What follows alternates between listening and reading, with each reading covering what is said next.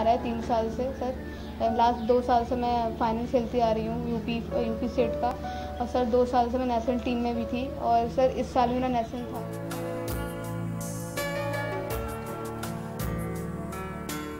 खेल और खिलाड़ी को प्रोत्साहन देने और उनके संवर्धन को लेकर सरकार काफी प्रयासरत है, लेकिन गाहे बगाए स्थानीय स्तर पर खिलाड़ी उपेक्षा का शिकार होकर कुंठित हो जाते हैं। ऐसे में उनकी प्रतिभा पर भी ग्रहण लग जाता है। ऐसा ही वाकया देखने को मिला आगरा। तमाम मेडलों और अनगिनत प्रमाण पत्रों का पुलिंदा लिए एक राज्य स्तरीय बैडमिंटन खिलाड़ी के सामने खाने के लाले पड़ गए हैं।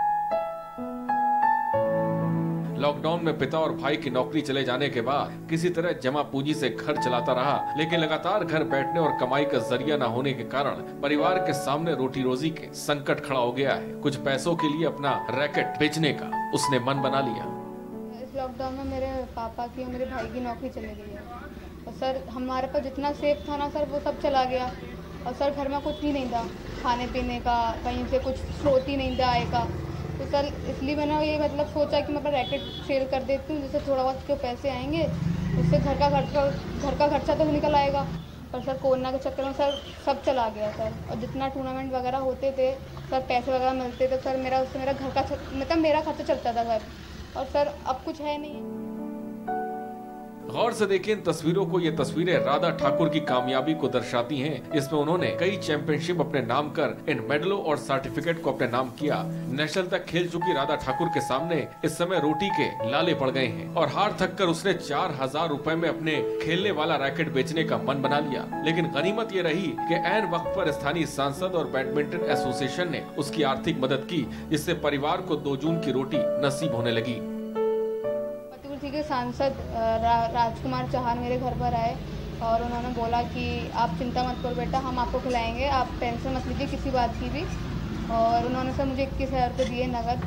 और सर हॉकी के सचिव ने मुझे साइकिल दी। और सर मेरे कॉलेज ने मुझे बहुत सपोर्ट किया है। मेरे कॉलेज ने बोला है कि आप जब तक हमारे कॉलेज में हैं तब तक हम आपको फ्री एजुकेशन मिलेगी, आपका सारा खर्चा उठेगा। और मुझे आज इस कॉलेज से 11,000 रुपये मिले।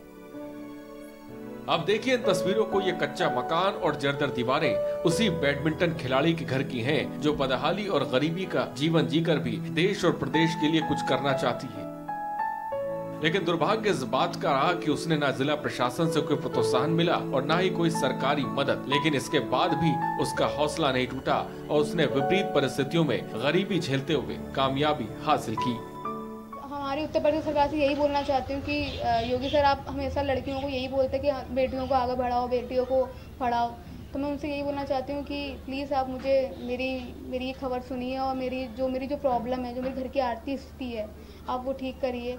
और मेरे घर में किसी के पास कोई जॉब नहीं है इस लॉकडाउन में। सर आप प्लीज़ मेरे किसी फैमिली से किसी एक को जॉब दिलाइए। उत्तर प्रदेश सरकार जिस तरह खेलों और खिलाड़ियों को प्रोत्साहन देने का काम कर रही है, उसके ठीक उलट जिलों के प्रशासन इस ओर ध्यान नहीं दे रहे, जिससे आए दिन प्रतिभा दम तोड़ देती है और कई खिलाड़ी उपेक्षा का शिकार होकर अपने हुनर का प्रदर्शन नहीं कर पाती। हालांकि जिला बैडमिंटन एसोसिएशन ने राहत देते हुए कहा कि एसोसिएशन खिलाड़ी के परिवार के इस हालत पर मदद को तैयार है और राज्य स्तर की प्रतियोगिता में शहर का नाम रोशन करने वाली राधा की दिक्कतों को दूर किया जाएगा। साथ ही उनके पिता या भाई में से किसी एक की प्राइवेट नौकरी की व्यवस्था भी की जाएगी। आगरा से अजेंद्र चौहान, के न्यूज इंडिया। एक तरफ असम और बिहार में बाढ़ से जहां जीवन अस्त व्यस्त हो चुका है, वहीं नेपाल से निकलने वाली नदियों से मैदानी इलाकों